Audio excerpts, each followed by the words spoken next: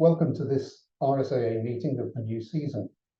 We're opening our autumn programme with the second talk in our series on freedom of expression, knowledge, and state power in Asia. Beg your pardon. We began this series with a discussion of the current situation in Iran a few months ago. Today we turn to China and the broader issue, both conceptually and chronologically, of the role of the Western concepts of liberalism in contemporary China.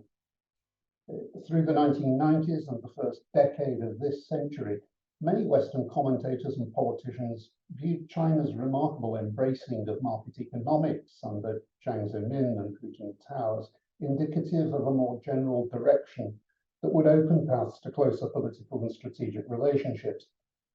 Western politicians sometimes gave the impression of believing that market forces would necessarily lead China and post-Soviet Russia into becoming something closer to a liberal democracy. Those beliefs now look naive. China under Xi Jinping has moved in a very different direction, prompting radical policy revisions in the West and a great deal of uncertainty about how to manage a relationship that cannot be ignored. We're very fortunate to have as our speaker today Professor Leigh Jenco, whose work helps us to understand how the assumptions and language of liberalism are viewed very differently in contemporary China and in Western liberal democracies. He's currently Professor of Political Theory at the London School of Economics and has previously held positions at the National University of Singapore, Academia Sinica, the National Taiwan University, and the University of Heidelberg. Professor Jenco will take questions, so could I just remind you that if you would like to ask her something, please use the Q&A button at the bottom of your screen, and we will do our best to answer as many of your questions as possible. Professor Jenco, it's a pleasure to welcome you to the Royal Society for Asian Affairs. Thank you very much, and thank you for inviting me.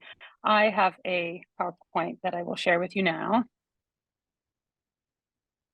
Can you all see that? Does that look good? Yep. Thank you very much.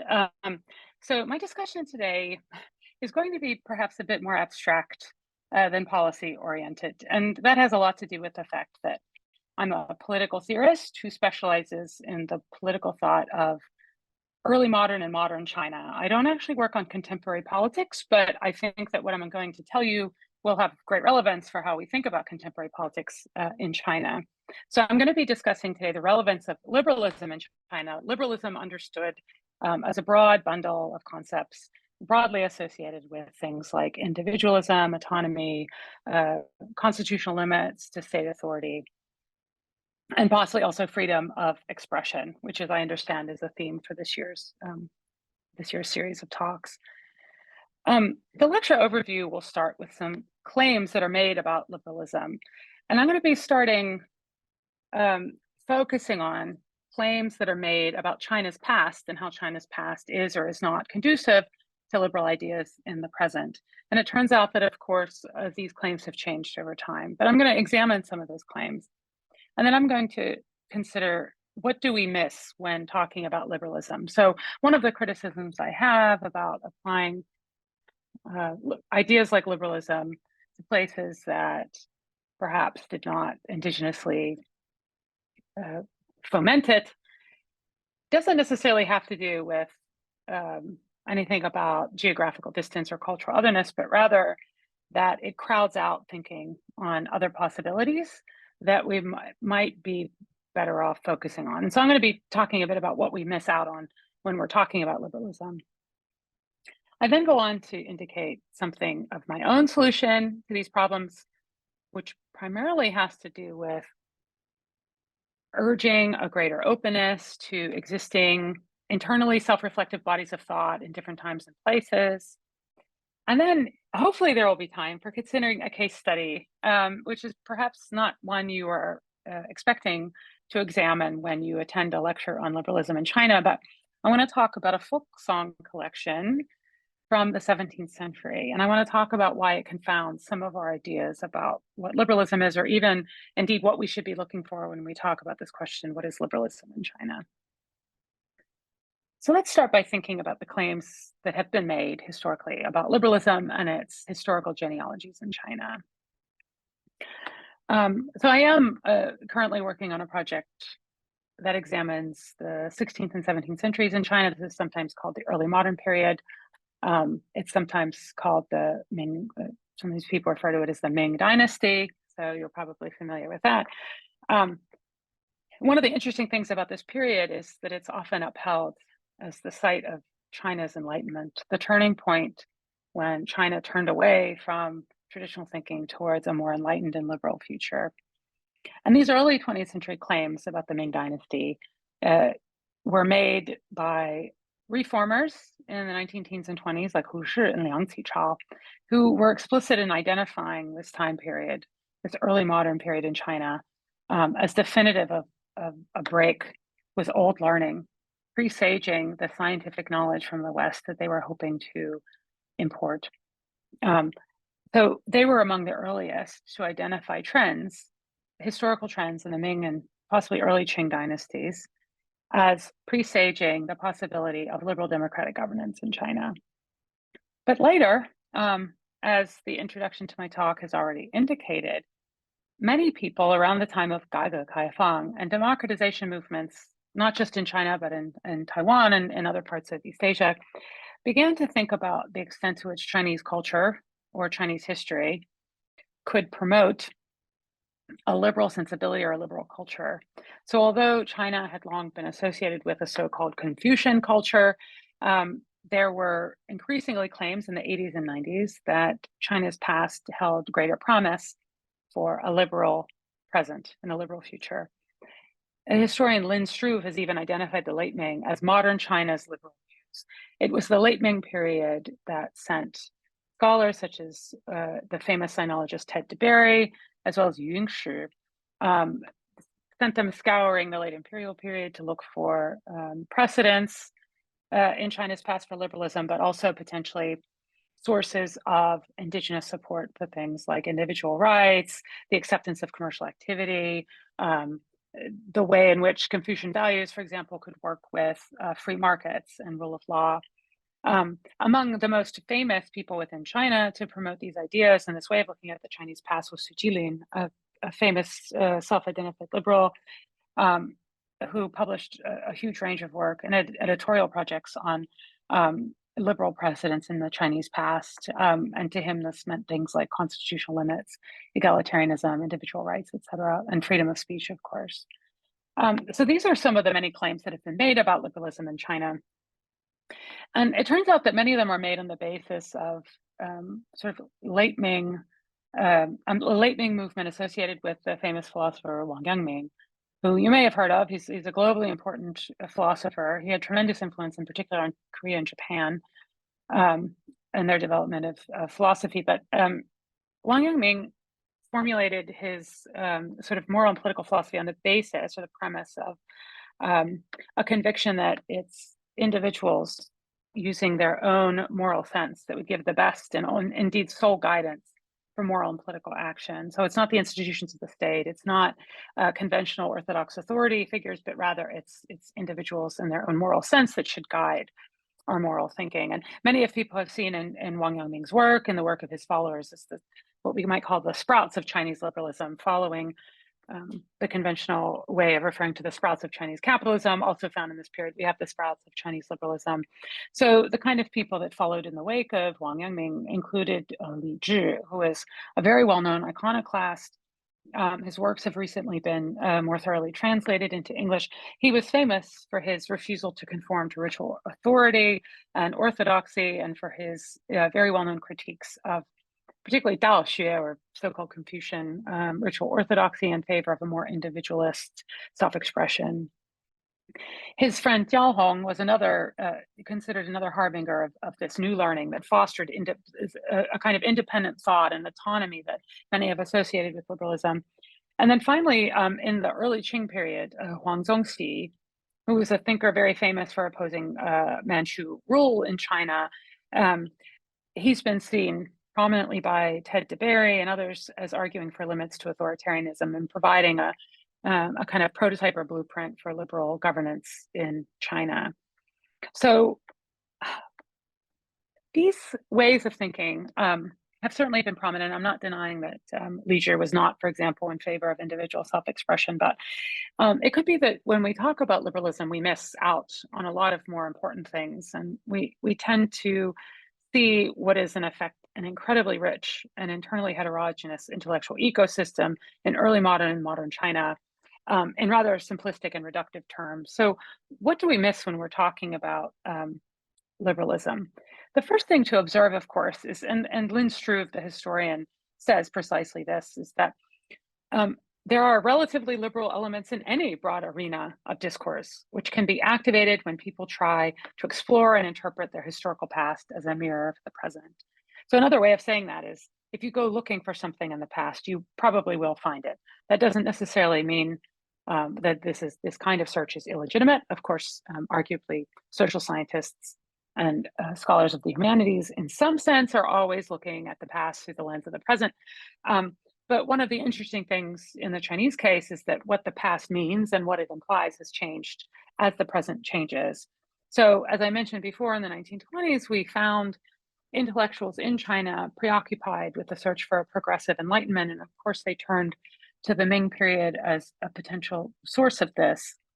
In the 1980s, we had a different kind of discourse where people were looking for the roots of democracy and a turn to liberal constitutionalism right when it seemed that China was opening markets. And as Michael already noted, this was a time when, of course, people were assuming that simply opening markets would inevitably lead to democratic freedoms, including of self-expression, participation, democratic representation. We also saw alongside this, as China's sort of burgeoning economic and political systems took shape, an increasing emphasis on rule by law or rule of law discourse. To what extent do the constitutional limitations of a liberal order, can these be found or made to work within existing Chinese institutions? And by that, many people did, again, look to the past to see if there were precedents or foundations upon which such institutions could be built. But at each point, what we're looking at in the past has changed through time. And in 2023, we now know people have largely stopped looking for precedents for liberalism, for democracy, for freedom of expression in the Chinese past. We're now living in the era of Xi Jinping, who has explicitly rejected liberalism in favor of building, well, there's a number of different projects that Xi, of course, has initiated, but most of them focus on centering China as a mode of China as a node through which a global order might be transfigured or sort of reclaimed. Rebuilding modern Chinese civilization is just one such catchphrase. This was one of his more recent ones. But he's advanced many different kinds of plans and projects for thinking about how traditional China, which is typically meant something like Confucianism, can actually help carry through a socialist, very state-led political and economic agenda. So it's probably worth considering then, and it should be obvious, but strangely it's not in a lot of scholarship these days, that liberalism and Confucianism and even democracy are not the only games in town. As a political philosopher, I'm aware of the extent to which liberalism and democracy, or certain kinds of movements associated or values associated with these ideologies, do possess sort of great traction on our normative sensibilities. So that is to say, we feel them very deeply. They're very deeply held commitments that we have as citizens of liberal democratic states. But it's also important to consider the fact that when we're examining something like the Sinophone discourse from the past and present, that liberalism is going to crowd out seeing a lot of other alternatives. And these other alternatives could potentially hold more value or more purchase, not just for thinking about China, but also for thinking about other societies. And in fact, this is much of where my research focuses. So what would be some of the things that liberalism crowds out, prevents us from seeing, that we wouldn't otherwise be able to see?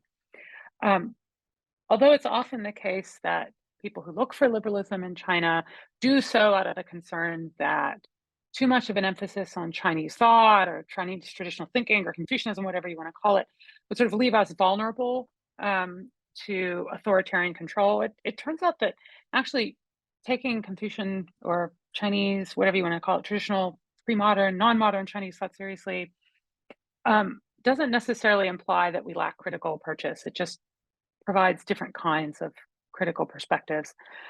It also makes it more possible for us to glimpse the fact that, for example, imperialism and colonialism were realities in parts of the world that had nothing necessarily to do with European colonialism.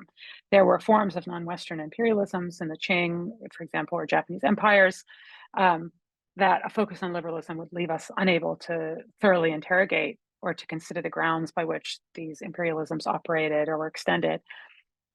We wouldn't be able to consider philosophically and not anthropologically differently modern or pre-colonial political life and values. And by that, I mean, there's a real need at present to consider the extent to which differently situated bodies of thought actually offer something philosophically compelling or useful that is not reducible to their anthropological information, right? So they're not simply telling us about how those people think over there, but there might actually be real potential for understanding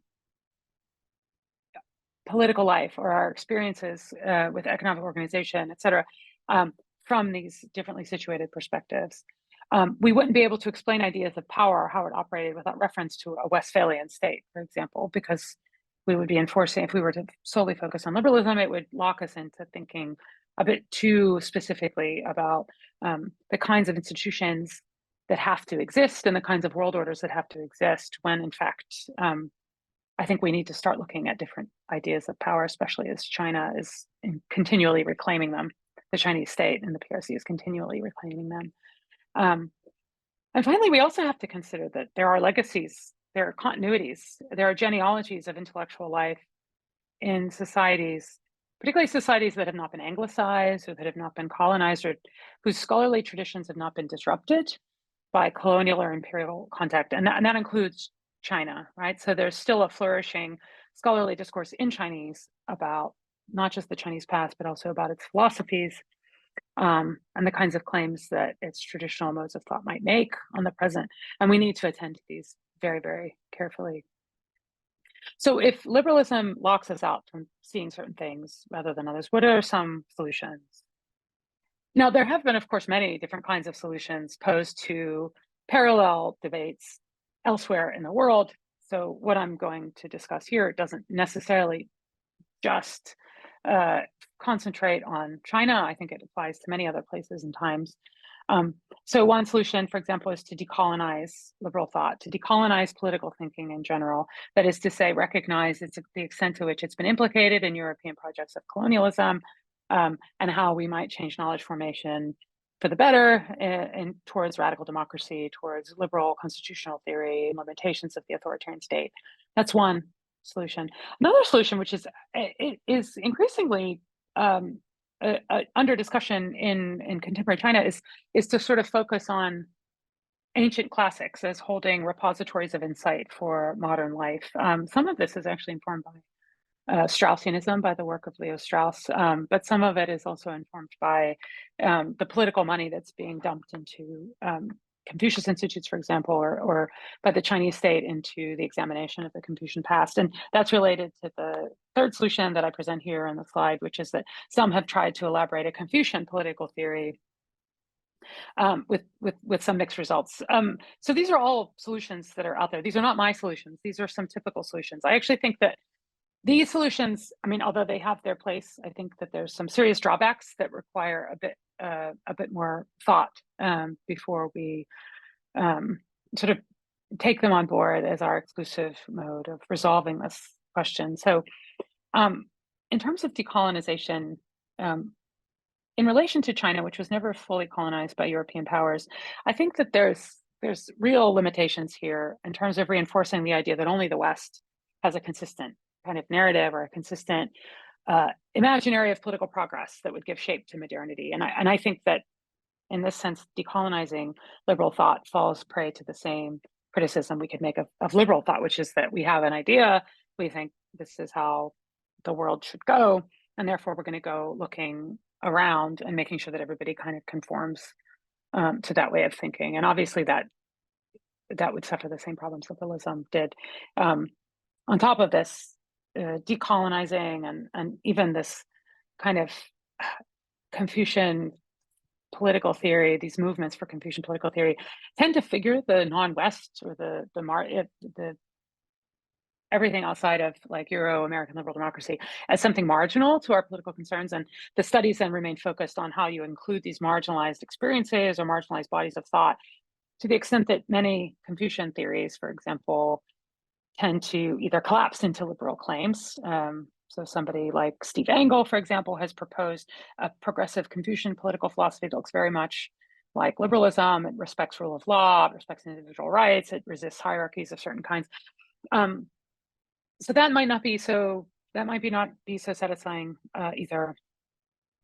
The current focus on classic texts is problematic, I think, from a Euro-American point of view, precisely because it reinforces an Orientalist conceit, which we saw in, for example, British examinations of Indian classic texts, which is this idea that the only value that a non-Western body of thought might have lies in its ancient past, that as though it has never progressed past, say, the so-called axial age. Some deeper problems with Confucianism, the idea of formulating Confucianism in particular, in my field at least, this idea of Confucianism, as I view it, is actually largely a creation of modern scholars starting in the 1920s and accelerated by the professionalization of philosophy and comparative philosophy in the latter part of the 20th century. So what you're getting and out of these Confucian conversations in comparative philosophy and political theory is not, it doesn't necessarily have a clear connection to anything that historically existed in Chinese thought or practice, or even indeed anything empirical in the Chinese worldview. I mean, typically these studies completely overlook the influence of Marxism on contemporary Chinese political practice, in favor of sort of enforcing this reified and historically detached, and I think a quite essentialist version of what Confucianism is. So I'm not comfortable with talking about Confucianism as a homogenous body of thought from which we pick values out to compete with liberalism. I think that's a completely inadequate way of taking account of the huge heterogeneous bodies of thought that characterize Sinophone discourse, past and present. But finally, none of these approaches, and one of the reasons I'm dissatisfied with them is that they don't actually help disrupt how we're thinking at present. They make our political thinking a bit more inclusive, but they don't actually help us answer the question of, if not liberalism, we recognize that liberalism is a problematic term to apply to certain times and places. Well, then what is the alternative? How do we disrupt discourses of liberalism, which is, as we've already noted, have not actually helped us make sense of the contemporary developments in China, where the Chinese state is actively resisting ideas of liberalism and seeking to supplant them. Where then are we left? So my solution, which is admittedly a bit of a meta-theoretical one rather than a direct one with clear policy implications, is to say, okay, we step back a bit and we think about theorizing, creating social and political theory from rather than about non-modern, I don't want to say pre-modern, because Chinese political thought, I think there's problems with periodization, sort of saying everything before the 20th century is pre-modern somehow renders it more primitive than it certainly is. So how do we theorize from rather than about these non-modern, non-Western, differently situated bodies of thought? This would involve seeing these bodies of thought as repositories of creative and dynamic potential theory, modes of explaining and making sense of our shared world, rather than, say, as evidence of some kind of golden age that existed in the Chinese past, as a site of some kind of essentialist Confucian identity. What would it mean to take them seriously as a heterogeneous world of discourse with internally diverse, not just claims, but also modes of asking questions and answers, intellectual ecosystems that generate perhaps distinctive, by no means unique or homogenized forms of theory, in terms and categories that are not indebted necessarily to European modernity. That is to say, if we look at something like the Lightning, which has served as a focus for so many of these movements looking to examine liberalism in China, what would it mean to take the terms and categories of Lightning thinking seriously, rather than assuming we have always already formulated sufficient terms and ideas from within European experience to explain early modernity and modernity, to explain contemporary politics, right? How do we understand these bodies of thought, historically situated though they are, as offering surprising continuities with our present? So I offer one example here, and it's a bit of a strange one, but it's an interesting one because it's an example of how we might think about capturing popular voice, that is to say, non-elite, disparate, non-elite, authentic experiences, and modes of expression that would not simply reduce to a liberal framework, right? And that is Feng Manglong's Mountain Songs compendium. So Feng Manglong was he was actually quite a well-known and well-published literatist, writing at a time of exploding commercial print towards the end of the 16th, beginning of the 17th century. And he compiled and circulated a work of folk songs, much of which is considered to be authentic recording of songs that were circulating orally in Suzhou, which was his hometown. But Suzhou was also one of the largest cities in the world at that time. It rivaled only London and Tokyo in size. And he captured the songs that were sung by urban laborers, courtesans, prostitutes, fishmongers, fisher people. And these songs capture, in effect, the poetry of their everyday experiences. They capture their sorrows, their joys, their happiness, a whole range of experiences by these non-elites. And he gives us some explanation for why he did this. And the explanation it's quite complex, and I'm working on Feng Manglong now, so I'm writing several chapters of a planned book project on this, right? So it is quite complex, but I think that if you take a look at the preface to his Mountain Songs collection, it helps frame, I think, a bit why he's doing this and how different it is, and how it's both other to us, but it's also comprehensible. But it's certainly not liberal in inspiration. And if we go into the Lightning period, looking for liberal authenticity in terms of free expression, in terms of untrammeled individual autonomy, Feng Manglong is often elevated as one such figure that provides us with this information. But if we read what he's saying, it doesn't actually jive with that way of thinking whatsoever. So in his preface, he tells us basically that he's concerned that the songs and poetry of the common people, in a literary context where everyone, unlike in Europe, I mean, everyone in his time and place was assumed to be capable of creating poetry, often spontaneously. This was something that happened in the streets. It happened everywhere. It happened in tea houses. It happened on boats. It happened in all kinds of different spaces and places by many different kinds of people. And he's concerned basically that these oral songs and ballads were being lost.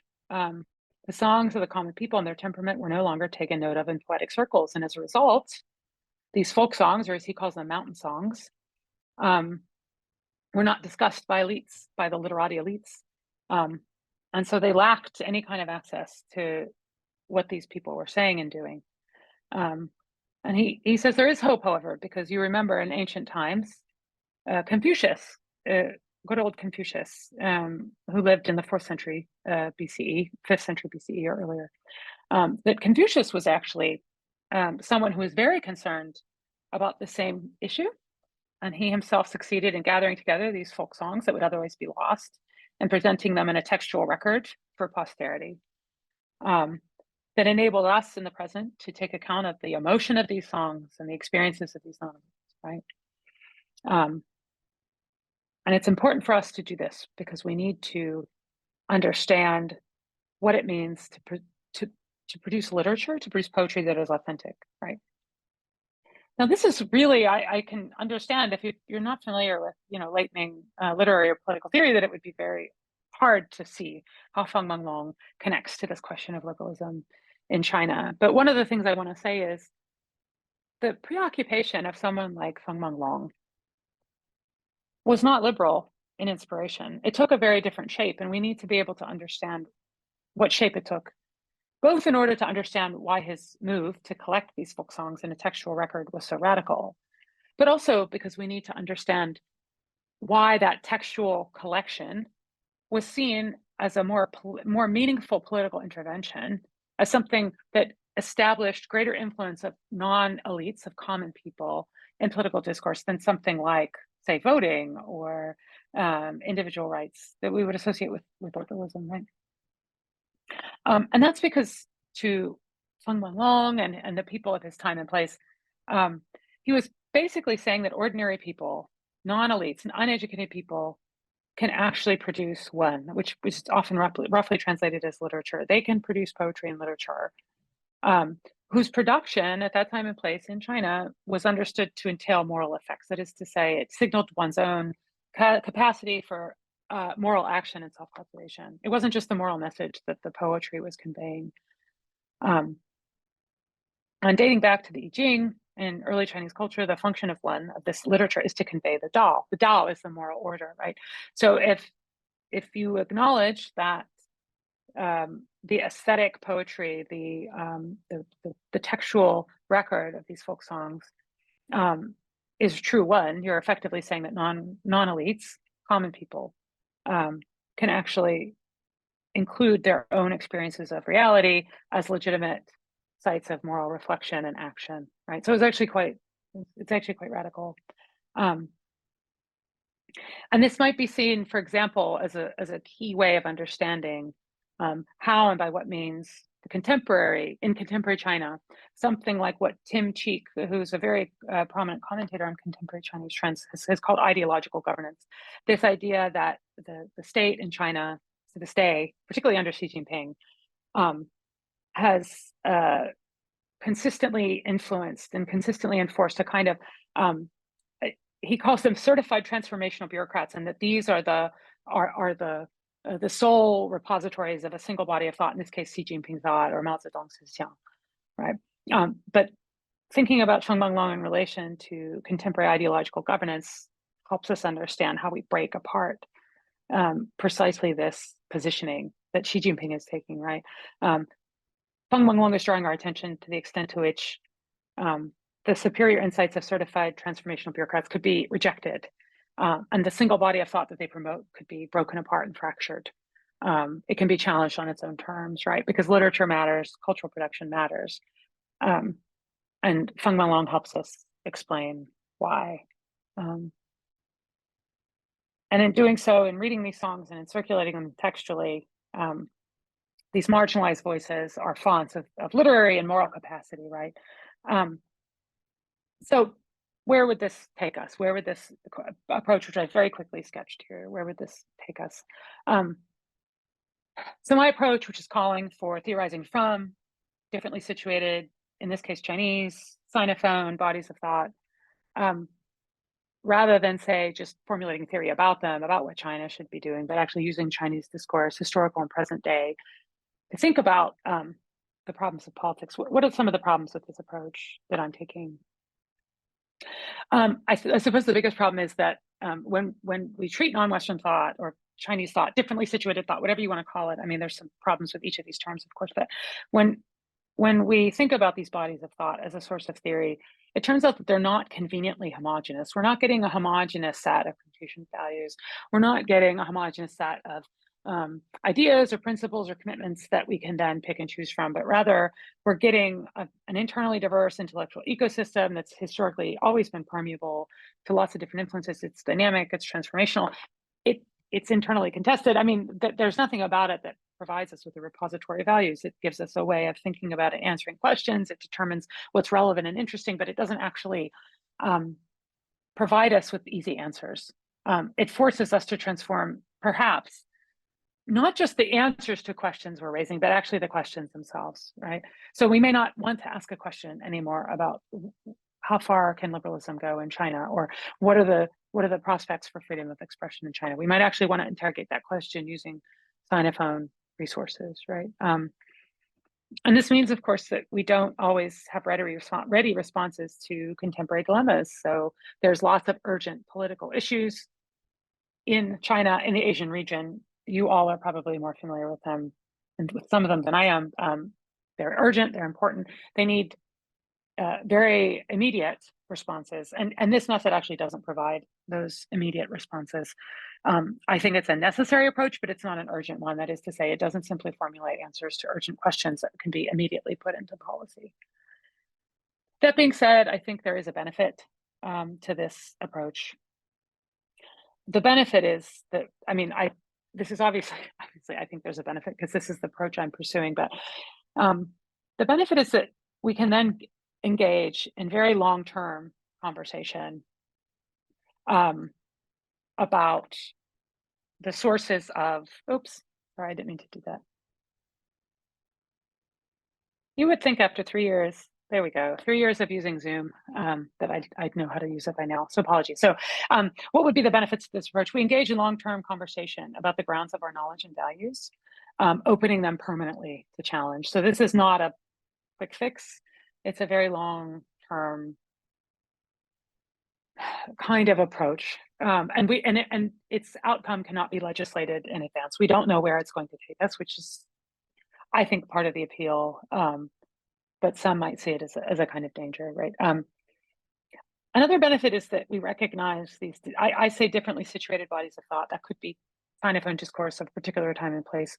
But we recognize these bodies of thought as sources of reflective and dynamic theory. They're not repositories of values that are good or bad. So that means to say, we don't see Chinese thought. I mean, I often get asked, well, you study Chinese thought. So what is Chinese thought? Is it like filial piety? Is it like Confucianism, where you just, where the ruler is the leader of is like the head of the family? I mean, obviously these ideas circulated at some point in time, but I think that we don't understand Chinese thought as theory in this way. It rather, we think about the ways in which sometimes quite granular and specific historical conversations might give rise to certain ways of answering questions or seeing evidence, or even evaluating certain kinds of policies or values that we can then kind of take up and examine in its own terms, but also in our own, right? So it's not the sense that we're looking for good things or bad things, or that we expect to find like a value that somehow will become our value. That's really not the approach. The approach is much more open-ended than that. So thank you. This is officially concludes my talk. I'm happy to answer further questions about many of the big ideas I examined here in Q&A. So thank you. Leigh, thank you very much indeed. That was fascinating analysis, and I think you've demonstrated very clearly that there are layers, many layers of a thought in China that aren't easily captured within the sort of language of liberal democracy and universal values that Western countries have largely embraced over the last half century or more. I was struck by the fact that in your description of some of these threads of thought, you didn't really mention a Marxist strand. And given for how long China described itself as a Marxist-Leninist state, that's quite an interesting absence. Is that, I mean, I'm sure there are all kinds of historiographies and narratives in Chinese scholarship, but is that really an absence now? Is that a strand of thought that has largely disappeared? And perhaps I'd tag on to that. a possibly related question from Charlie Portlock, which is, what impact do you think Xi Jinping's thought has had and will continue to have more broadly in the future? Yeah, thanks. So those are good questions. They're very big questions. So one of the things that's so complex and difficult about studying whatever we want to call Chinese political thought, this grand term, is that there's so much of it. And I spend a lot of time telling my colleagues that they have to understand China is not one thing. It's not like, a set of texts like we study in political theory, where we start with a bit of Plato, Aristotle, and then we kind of skip to Machiavelli and Hobbes, and then that's the pre-modern period covered. It's a much more complex kind of across centuries of discourse. There's lots of different kinds of concerns, and these shift over time. And as you mentioned in your opening comments, Michael, not just over centuries, but these things shift sometimes from year to year. And the way that we look at the past and its relationship to the present thereby shifts. So Marxism is, of course, a huge influence, not just in contemporary Chinese thought, but also because it's taught at every level in schools, even now, even those who might not consider themselves dyed-in-the-wool Marxists nevertheless absorb some of the ways of, even Marxism is not, it's one of these complex bodies of thought that is not just like a repository of values, but rather it gives you a set of sometimes internally tension-ridden tools or ways of thinking, perspectives on how to analyze political life. And obviously it's influenced in particular historiography of China. One interesting intersection between Marxist historiography and liberal historiography has been a sort of emphasis on looking for peasant rebellions and slave rebellions in the early modern and modern period. So the Marxists, of course, are looking at it from the perspective of popular uprising, but the liberals are looking at it from the aspect of a kind of an assertion of voice, or the autonomy of sort of citizens, of liberal citizens in the pre-modern Chinese state. So all of this is, of course, at play. I don't want to deny that Marxism has not played a hugely important role, but I don't know that it's necessarily only in the way that we would expect it. This gets me to the question that Charlie is asking about Xi Jinping thought.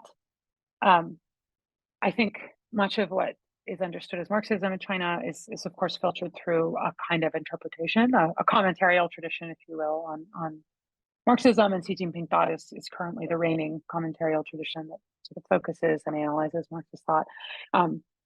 One of the interesting things about Xi Jinping thought is that, unlike somebody like Jiang Zemin, who was trying to think of ways in which the Chinese Communist Party could be more inclusive, particularly of commercial and economic interests, i.e. capitalists, Xi Jinping wants to marshal economic productivity for the state, and he wants to do that by fostering a new vision of a new normative vision for what it means for a state to be legitimate and to exist in an international order. What would a different kind of legitimate international order look like that didn't take Euro-American power at its center and that doesn't take liberal democracy as its guiding principle? I'm not sure that image has, or that idea has formulated yet.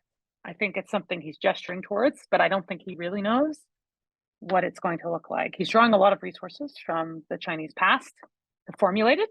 But one of the things I was trying to say in this talk, of course, is that there's lots of different resources in the Chinese past, and these can be manipulated to serve just about any kind of interest. Thank you.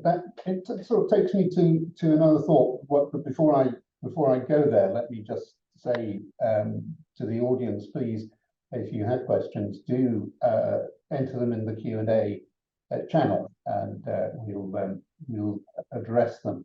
But what I was going to say is that sort of idea of shaping a different kind of justification for state authority, if you like, is something that we've seen in other parts of Asia, Lee Kuan Yew notably in Singapore, but in other places as well. And there has been talk in the past, I think from Lee himself, of Asian values as something distinct from what the West and colonial powers in particular had tended to look for.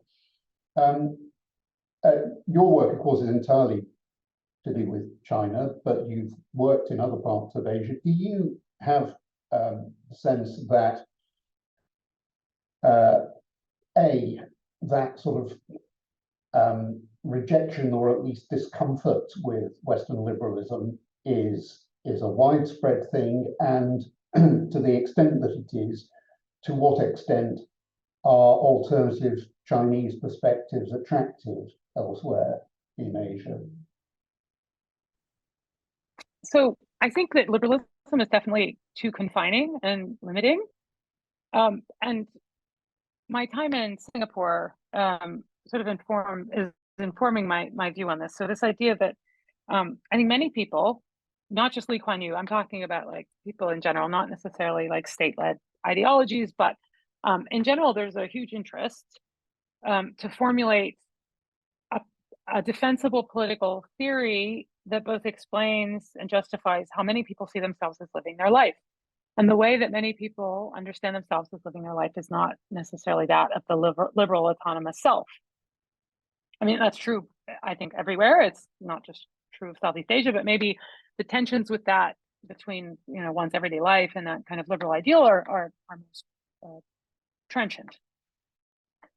So then the question is, well, okay, then what is the alternative? And I think this is where I myself as a scholar of political philosophy, could play a role in sort of offering new perspectives on how this might have been thought about, how these kinds of imaginaries of the self in relation to political power, for example, might have been thought about in different places and times in ways that are not simply reducible to this Asian values, the set of Asian values where it's like defer to, you know, family authority, you know, no limits on state power. I mean, like, you know, Muhammad Mahathir, who is a Islamic, so-called Islamic, modern Islamic thinker, also buys into these so-called Confucian values, right? So it kind of makes you wonder, to what extent are Asian values, as packaged by somebody like Lee Kuan Yew, the only option? It's either Western liberalism or it's Asian values. And I think many people adhere to Asian values discourse because it helps them, it's creating a space for having conversations about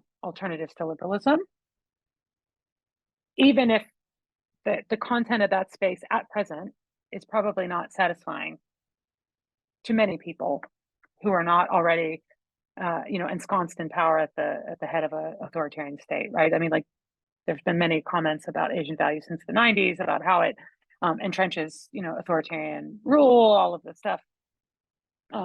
There's surely other possibilities than that one, but we need to be careful about simply criticizing Asian values for not being liberal enough. We need to become more creative about how we ourselves might start reformulating or displacing our existing terms of discourse. And that's kind of where my research comes in. That's what this talk is about. Thank you.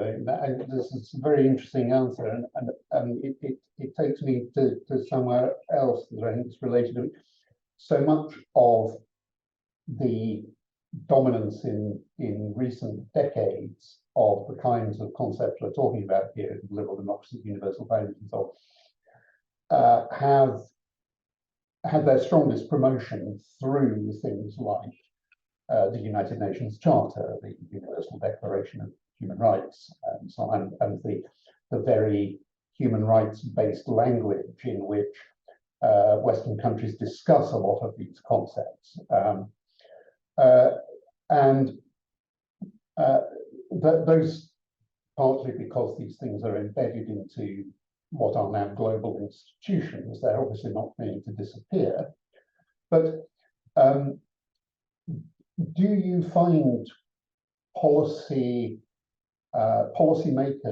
in the West able to engage with the kinds of ideas that you're talking about, or is it all just too complicated?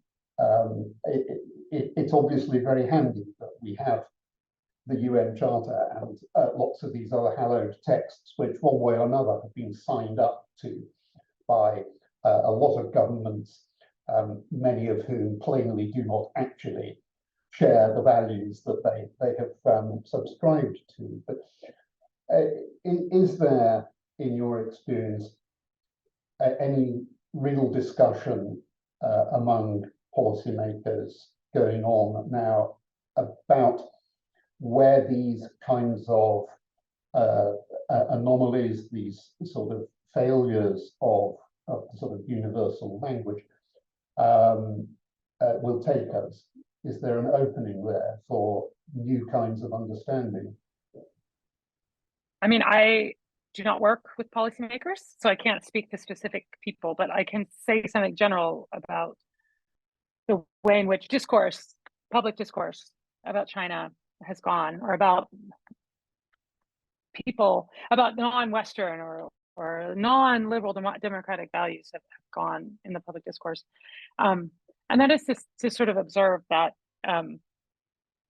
I think we're in a bit of a bind right now because we haven't undertaken the kind of research that I've recommended. Everyone was so surprised when China did not democratize, because up until about 10 years ago, that was the only question I got asked. When is China going to democratize? The assumption was just that it would inevitably happen. We already know what's going on. If they've opened their markets, inevitably liberal rights will follow. And it didn't happen. And we got caught with our pants down, so to speak. And it's precisely because we weren't taking seriously the possibility that there could be alternatives to different kinds of world order, to forms of legitimacy that do not rest on liberalism or democracy, right? And so now we have Xi Jinping promoting globally, using the BRICS forum and all manner of other kinds of policy levers, a China-centered world order that's having tremendous influence throughout the Middle East and Africa. And we have nothing to come back to, other than to trumpet liberal democratic values that many people, not just China, are starting to see as problematic, as not going far enough. Some people think they're not radical enough. Some people think that they're too entrenched with neoliberal forms of capitalist capitalist power. So there's lots of different kinds of criticisms that can be made of the contemporary liberal democratic systems of legitimacy. And we have no way of responding to somebody like Xi Jinping. And we didn't even see it coming, right? Because nobody was looking in that direction. They were assuming that all we needed to know was liberalism would get us through this, right? And it hasn't. And I'm not sure, I would imagine that because Xi Jinping is so powerful, people have to start listening now. For better or for worse. He can't be ignored any longer. This is totally right that we can't ignore it. And I'm reminded that it's 30 years now since Francis Fukuyama wrote what, even at the time, seemed a slightly far-fetched book, claiming that liberal democracy was now the inevitable destination for everybody. And what we've experienced since in all kinds of places, including Ukraine at the moment, is that life has a way of not conforming itself to theory. But that's been a really interesting talk. Thank you very much indeed. We need to finish there. And just to the audience, if you would like to revisit Professor Jenco's talk, there's a great deal in there to reflect on.